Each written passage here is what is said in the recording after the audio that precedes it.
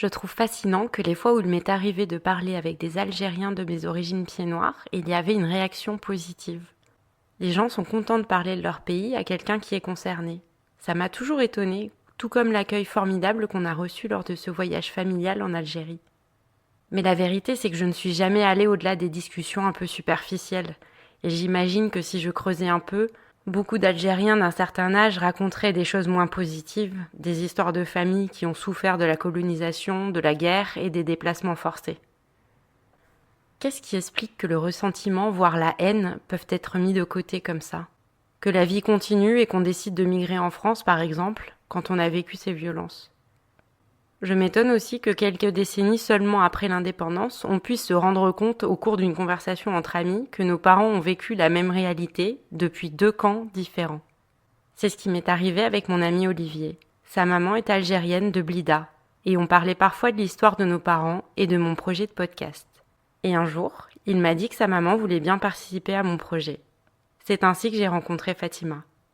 Elle ne me connaissait pas, et pourtant elle a accepté et compris ma démarche. Elle m'a raconté son histoire, avec à la fois beaucoup de pudeur et de franchise. Je ne sais pas si j'ai mieux compris ce qui fait que les hommes et les femmes ont la force ou la volonté de pardonner, mais le récit de Fatima est un exemple de résilience et d'humanité que j'ai envie de partager.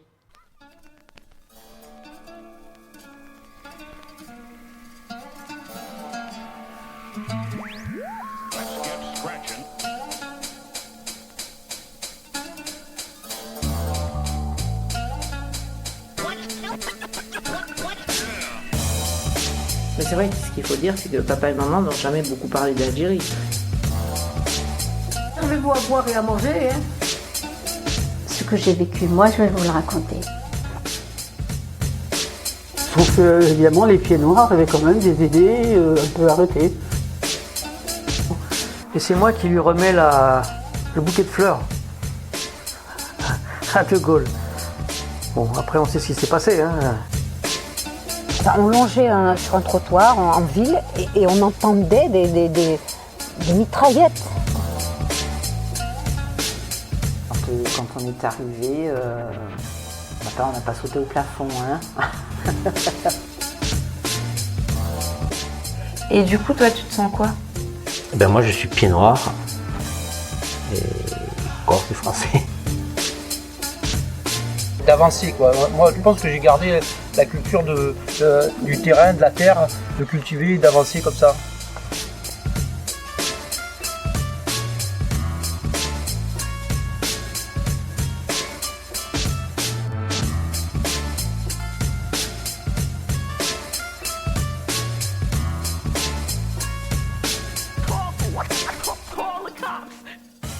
Cet épisode n'est pas lié directement à l'histoire de ma famille.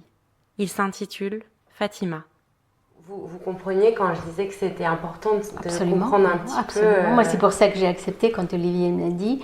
J'ai dit oui parce que j'aurais fait la même chose. Donc, il n'y a rien de mal que surtout cette partie de la vie qui nous a marqué, qui a marqué les deux.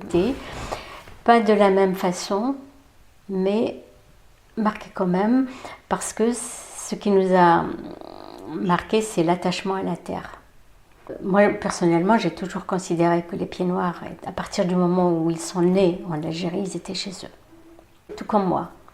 Seulement, les choses ne se sont pas passées de la même façon. C'est-à-dire, je vais être claire avec vous, c'est mon ressenti, et c'est la plupart du temps ce qui s'est passé. Évidemment, il y a des exceptions. En pire et en moins et en bien aussi. Donc il y a, d'une manière générale, ce que j'ai vécu. Moi, je vais vous le raconter. Je suis née dans une petite ville où je ne parlais pas du tout français. Vous êtes née en quelle année ? En 48, à Blida, dans la région de la Mitidia. Blida à l'époque, c'était une toute petite ville. Ma famille n'était pas du tout engagée dans la lutte armée, ni personne ne voulait le départ des Français. Les choses étaient acceptées et assumées par une population illettrée. Ma mère n'a jamais mis les pieds à l'école. Un jour, quand je lui ai posé la question de savoir qui étaient ces Français, pourquoi ils étaient différents de nous, pourquoi ils ne parlaient pas la même langue que nous, elle m'a dit on est toléré. Et ma mère ignorait tout. Elle ne savait pas, elle n'a jamais été à l'école.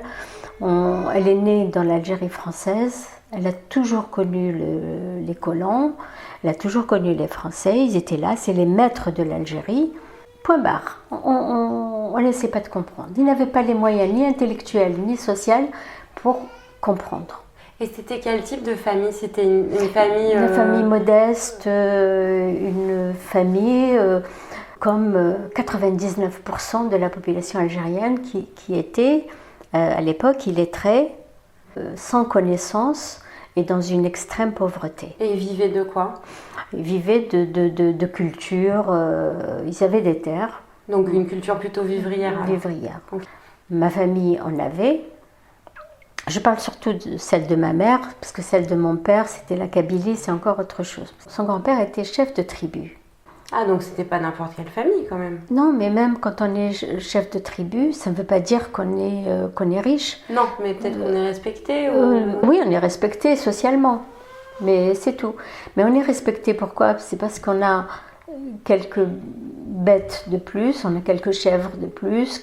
Là où allaient vos animaux, c'était chez vous.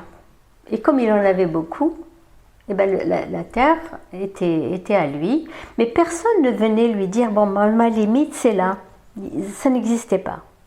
À l'arrivée des Français, lorsque ma grand-mère est allée dans sa propre forêt pour ramasser du bois, pour faire du feu, parce qu'on n'avait ni gaz à l'époque, ni rien du tout, le gendarme lui a dressé un PV et lui dit, ça, c'est plus chez toi, tu n'as pas à être là à ramasser le bois. Mais elle a toujours fait ça. C'était à son père. Et du jour au lendemain, on leur a retiré leur terre pour la donner à un colon. Il pouvait être suisse, il pouvait être allemand, il pouvait être français, espagnol, italien, maltais. Il était européen, donc il avait droit à des terres. Mais qu'on a retiré aux autochtones. Et on a repoussé ma famille vers des terres où il n'y avait que des pierres, où ils ne pouvaient pas cultiver des fruits et des légumes.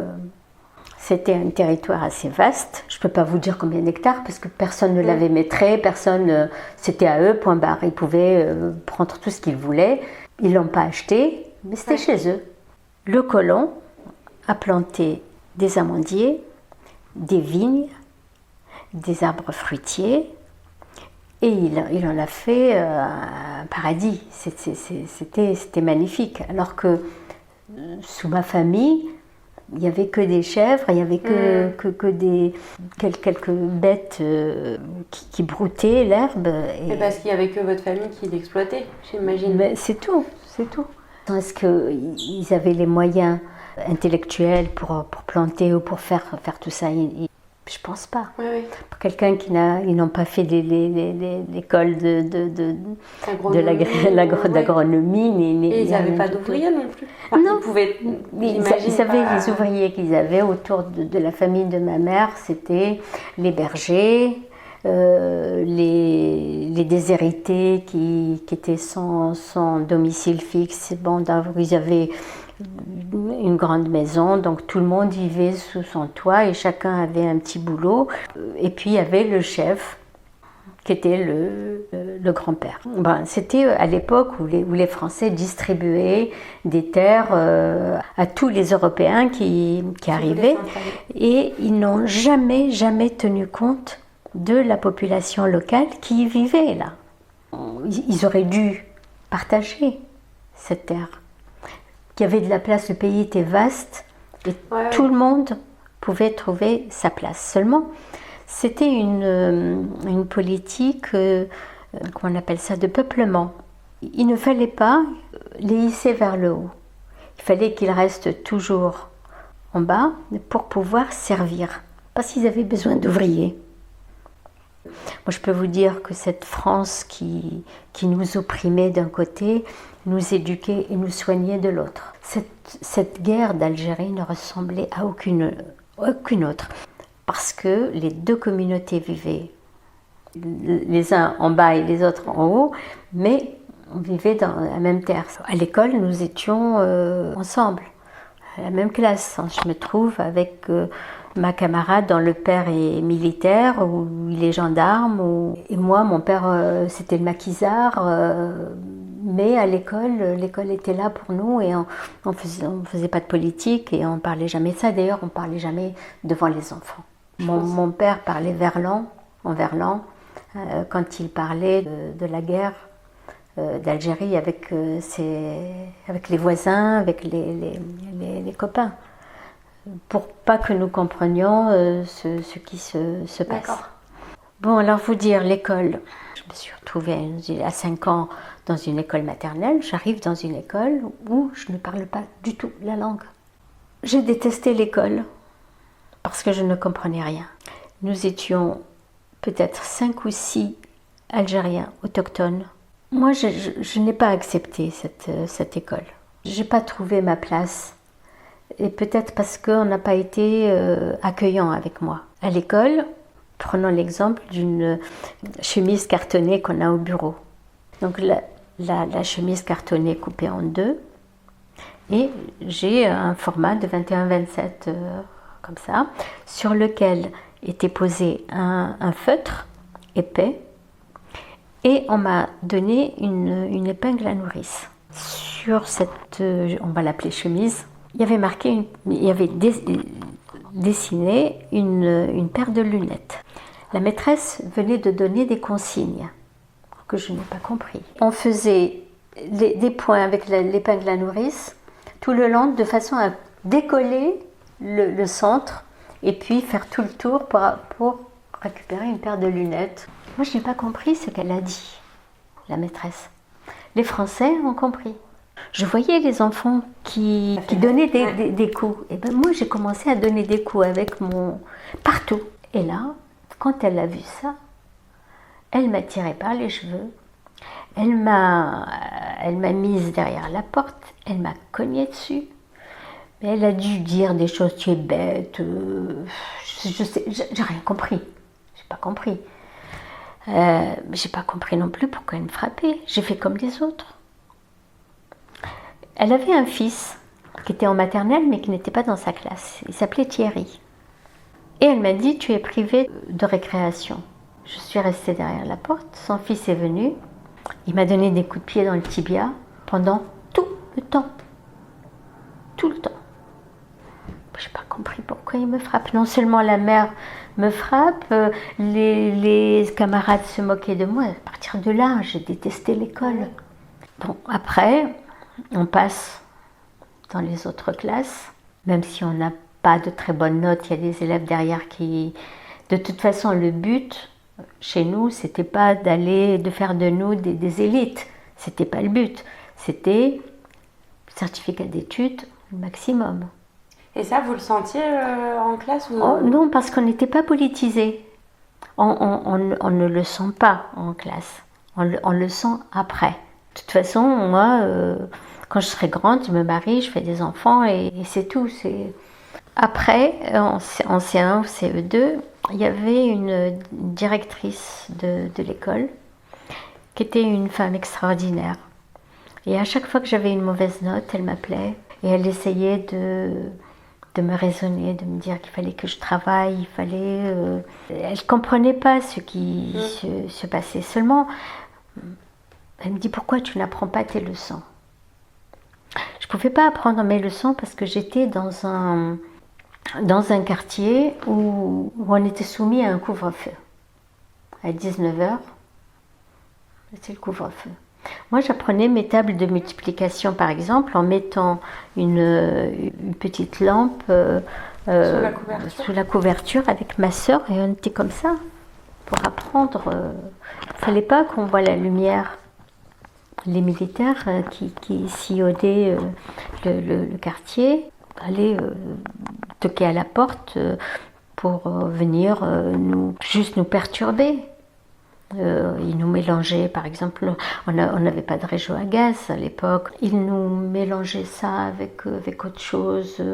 ils nous piétinaient les réserves de farine qu'on avait. Comment vous voulez apprendre à vous concentrer parce que l'environnement social n'était pas favorable. Et elle se rendait pas compte de ça? Si, je lui ai dit. Je lui ai dit. Donc elle m'a dit, au lieu de rentrer chez toi à 4h30, tu viens. Et elle me gardait en classe. D'accord. Et elle m'aidait à faire mes devoirs. C'était la directrice de l'école, Madame Pedreno, je me rappellerai toute ma vie. Tout n'était pas mauvais. Et au départ des Turcs et à l'arrivée des Français, nous étions un peuple très, très miséreux, très pauvre socialement, très pauvre intellectuellement. Donc ils se sont dit, nous sommes venus dans ce pays où on apporte la civilisation. Mais ils ne nous ont pas apporté la civilisation à nous. La civilisation était restée localement chez eux. Est-ce que c'était pour montrer au monde que l'école était là pour tout le monde? Lorsqu'un Français n'envoyait pas ses enfants à l'école, on envoyait une assistante sociale. Lorsqu'un Algérien n'envoyait pas ses enfants, c'était normal. On ne venait pas nous chercher. En 62, j'étais en 6e. Seulement, pendant 2 ans, je ne suis pas allée à l'école. Et personne n'est allé à l'école parce que du jour au lendemain, on n'avait plus ni professeur, ni enseignant, ni médecin, ni pharmacien, ni maire, ni rien. Tout était tenu par les pieds noirs. La France n'avait pas formé de médecins algériens, pas de pharmaciens algériens. Il n'y avait pas de secrétaire algérienne. Je parle de ma ville. Et je pense que c'est le général de Gaulle, c'était en 55 ou en 54, je ne sais plus en quelle année, a voulu nous intégrer. C'est à partir de là qu'il y a eu un semblant d'intégration. Moi, je me rappelle la carte d'identité de ma famille, elle était barrée d'un bleu, blanc, rouge. Parce que la communauté algérienne n'était pas française à part entière. Il fallait faire la demande et puis on n'y entrait pas comme ça. Il fallait montrer patte blanche, il fallait montrer qu'on avait des services rendus à la France. Alors ce Farhat Abbas, c'était un type extraordinaire. Donc à l'Assemblée nationale, il avait dit que le peuple algérien, donc les autochtones, ne demandent pas le départ des Français. Ils demandent l'intégration.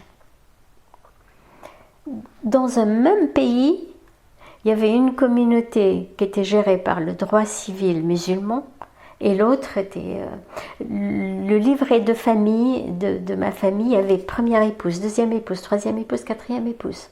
Comment peut-on accepter ça dans une république? Mais parce que c'était pas des citoyens français à part entière. Voilà. Et on n'était pas gérés par le même droit. C'était pas acceptable.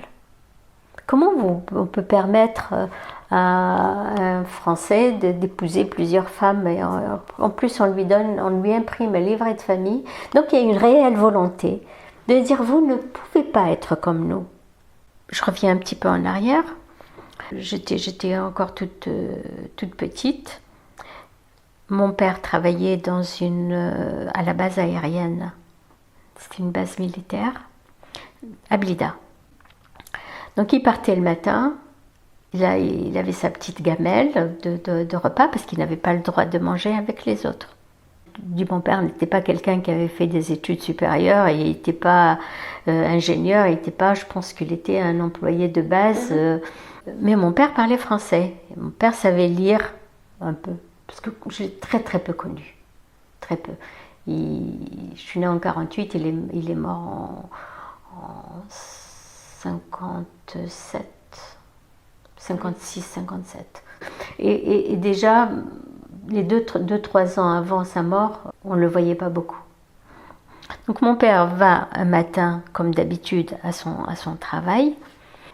Et il est revenu, j'ai le souvenir qu'il était revenu avec sa gamelle.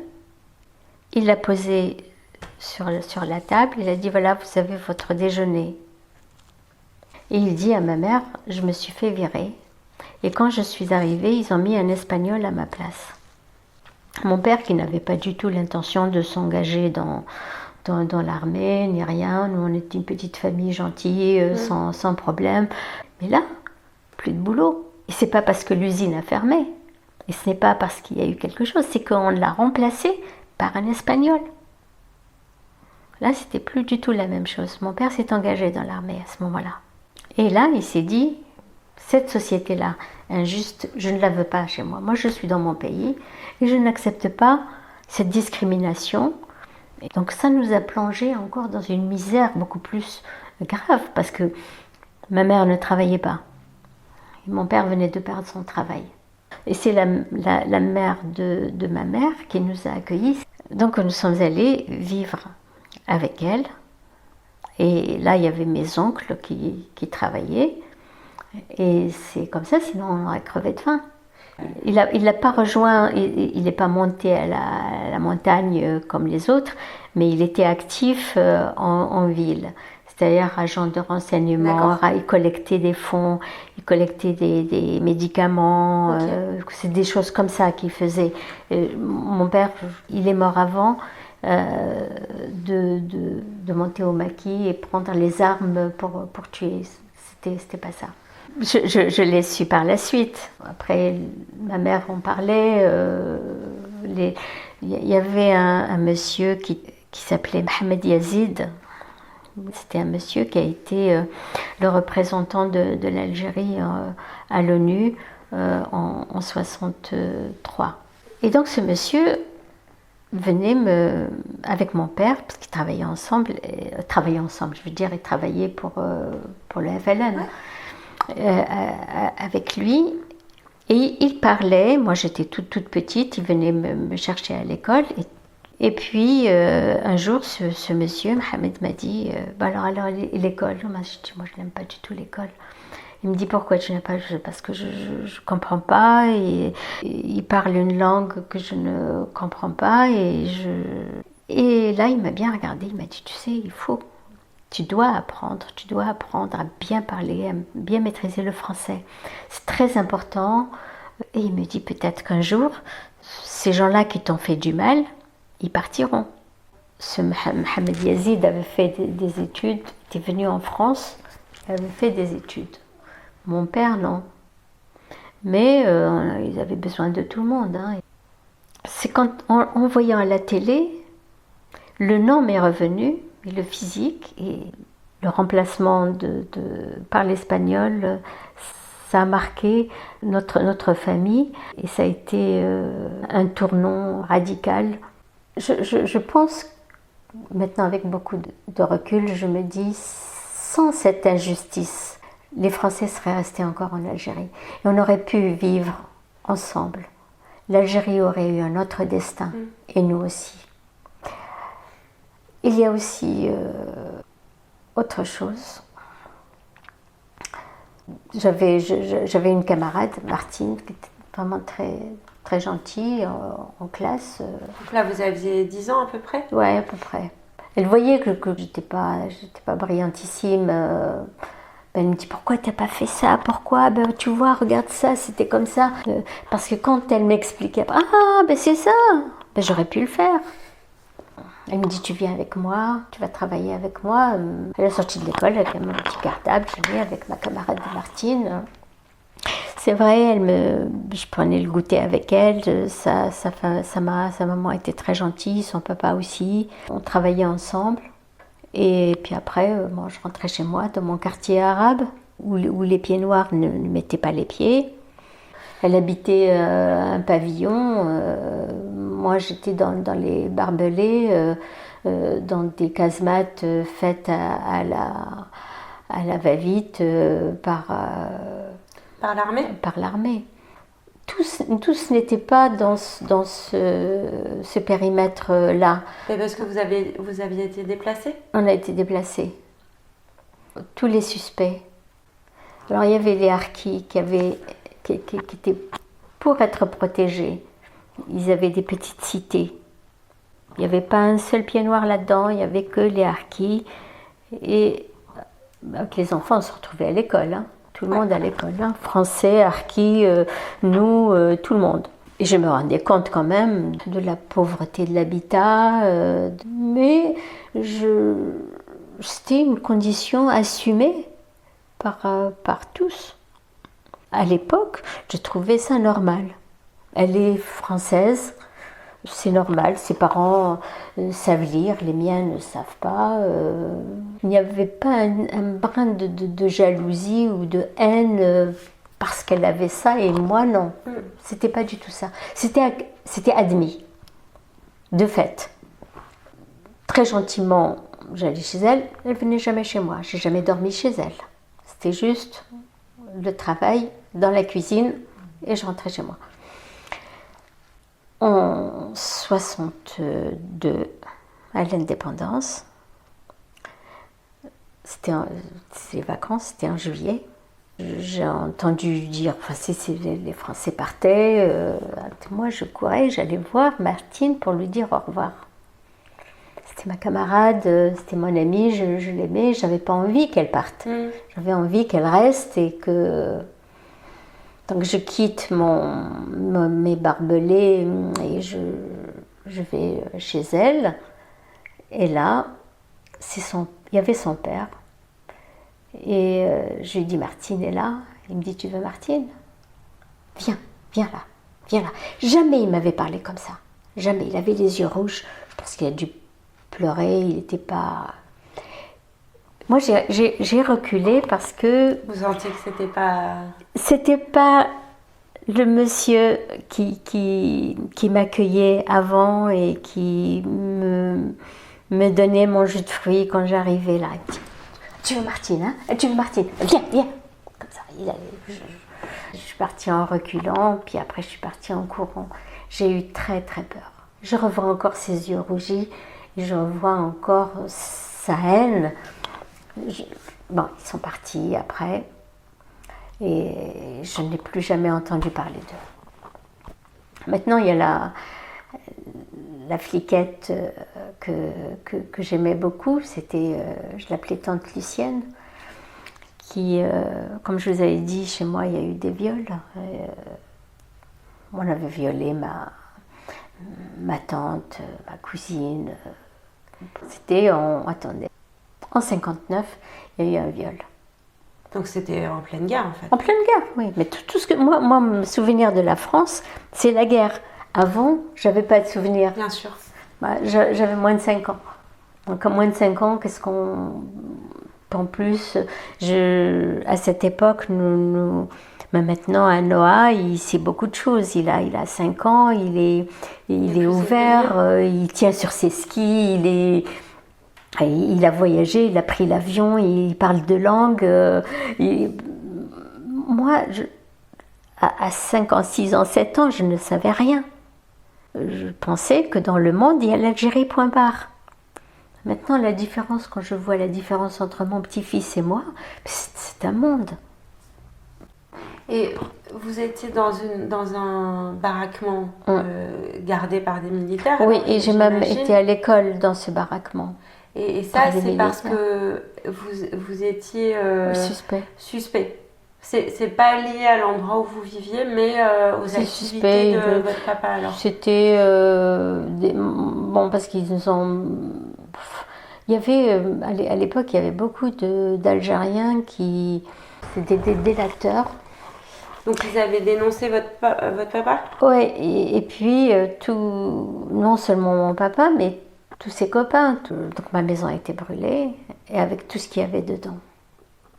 On n'avait plus de tuiles, il pleuvait, et j'ai le souvenir qu'on avait passé plusieurs nuits dans un coin, avec la pluie qui tombait, un froid glacial, et on était resté juste un peu avant donc d'aller chez la grand-mère qui nous avait recueillis. C'est une période très, très, très, très, très difficile pour nous.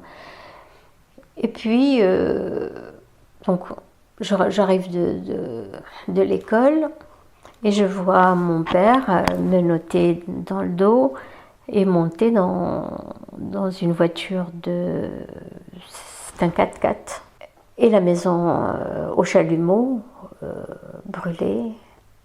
Et ça, c'est un souvenir que j'ai toujours très, très, très dur pour moi de l'évoquer dans les détails, donc je vais le passer, ça. Et Vous aviez quel âge alors à peu près? les- Moins de 10 ans de toute façon. J'avais moins de 10 ans, oui, ça c'est sûr. Moins de 10 ans. Donc dans ces baraquements, j'ai fait une année scolaire. C'était des militaires Qui faisait l'école? qui nous faisaient l'école. C'était gentil, mais c'était les appelés, c'était pas vraiment l'école. Mais nous n'étions pas livrés à nous-mêmes. Ça avait le mérite d'exister. On allait le matin, ils étaient très gentils. Parmi eux, c'était peut-être des ingénieurs ou ils faisaient leur service militaire et puis Ils devaient être contents d'être là plutôt qu'ailleurs. Voilà, ils nous donnaient des cours, mais ils étaient d'une extrême gentillesse. Donc ceux-là, c'était des militaires. Donc c'est pour ça que je vous dis, moi j'ai du mal à dire les Français ont fait du mal dans ce pays. Et les Français ont fait du mal dans ce pays, ils ont fait beaucoup de bien aussi. Sans la France, elle nous a apporté les vaccins, elle nous a apporté... avant, dans les épidémies, ils mouraient par milliers. Les enfants, les bébés mouraient très, très petits. Ma mère en a perdu 5. Si la France a apporté beaucoup à ce pays, mais le tort, c'était l'injustice sociale. Je reviens donc à ma fliquette gentille qui était aussi pied noir. Donc ma mère va chez elle pour porter plainte.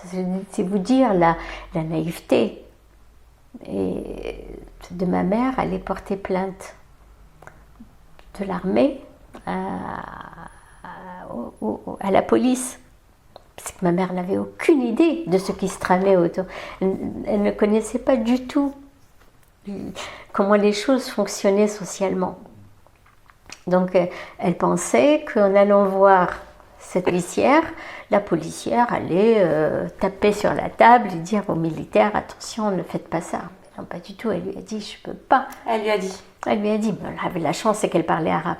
Et elle lui a dit, moi, ce que je peux faire. Elle lui a dit, oui, mais la petite, j'ai peur qu'il me la viole ou qu'il... Bon, alors elle lui dit qu'elle vienne chez moi. C'est tout ce que je peux faire pour toi. Et ma mère a accepté. Je suis allée vivre chez elle. Elle a été d'une gentillesse. Elle me considérait comme sa fille. Chez elle, c'était petit. Elle avait Marc et Colette, c'était deux grands enfants beaucoup plus âgés que moi. À l'époque, Colette avait 19 ans ou 20 ans et son frère Marc devait avoir 23 ans. Eh bien, on dormait par terre avec un matelas et moi je dormais à côté d'elle. Toutes les nuits, pendant 2 ans, j'ai dormi avec elle.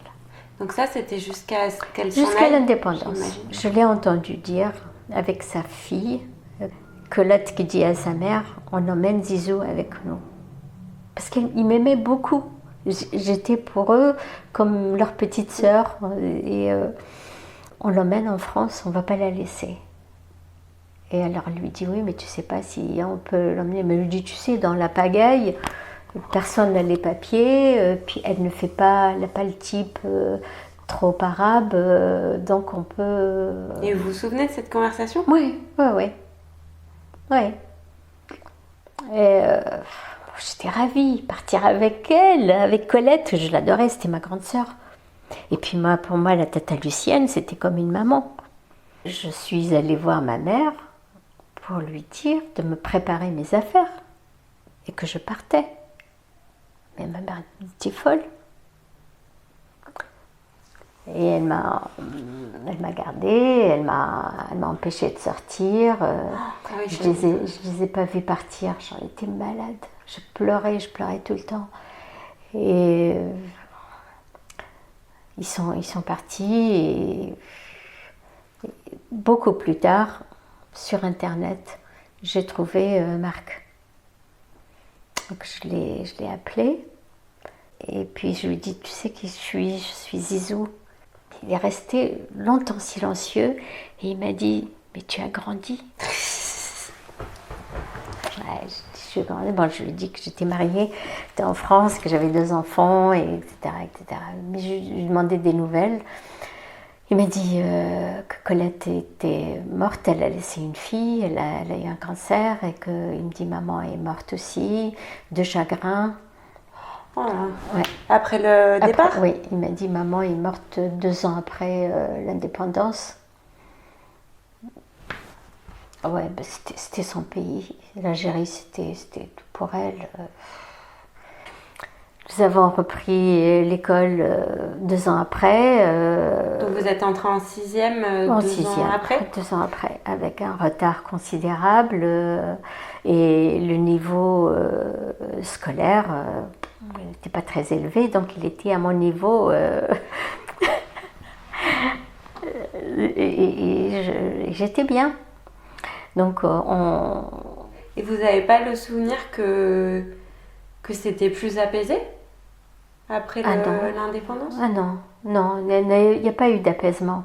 Il n'y a pas eu d'apaisement puisque le côté social n'a pas changé. Non, mais vous viviez plus dans des barbelés. Oui, mais non, c'est les barbelés, c'était pas, je sais pas comment vous dire.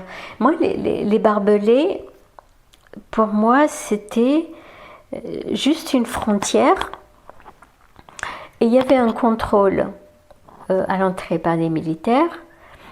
Je passais mon cartable parce qu'il y avait une espèce comme une pelle et il mettait comme ça tout le long de la personne pour voir c'est un détecteur de métal, donc les armes et souvent les enfants transportaient des armes dans leur cartable, donc c'était beaucoup plus facile de mettre dans le cartable et que le gosse passe et on ne le contrôlait pas.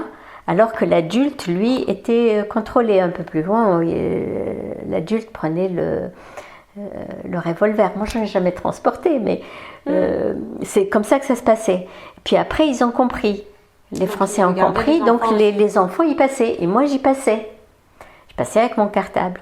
Après, j'étais dans mon monde. Je quittais un monde qui était la France et je rentrais dans l'Algérie.